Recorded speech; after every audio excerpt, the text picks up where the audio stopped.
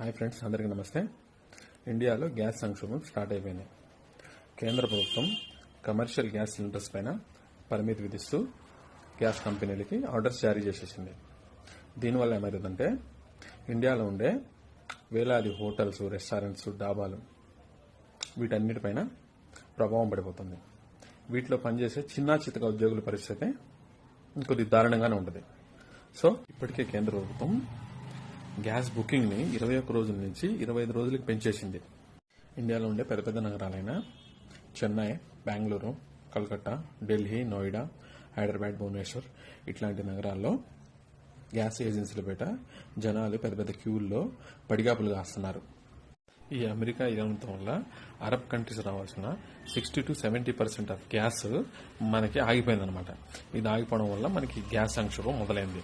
So దీనివల్ల మనం ఏం చేయాలంటే ఖచ్చితంగా మన ఇళ్లలో ఉండే డొమెస్టిక్ గ్యాస్ సిలిండర్స్ని కొద్దిగా జాగ్రత్తగా వాడుకోవాలి. లేదంటే మనం చాలా ఇబ్బందులు పడతాం అనమాట. ఎలా జాగ్రత్తగా వాడుకోవాలంటే అంటే మనం ఈ రైస్ కుక్కర్స్లో రైస్ వండుకోవడము, మిగతా కర్రీస్ ఏమైనా ఉంటే కొద్దిగా స్టవ్ మీద వండుకోవడము, లేదంటే ఇండక్షన్ కుక్కర్స్ పెట్టి వాడుకొని కొద్దిగా మనం గ్యాస్ సేవ్ చేయగలిగితే మనం ఈ సంక్షోభం నుంచి కొంతలో కొంత బయటపడవచ్చు.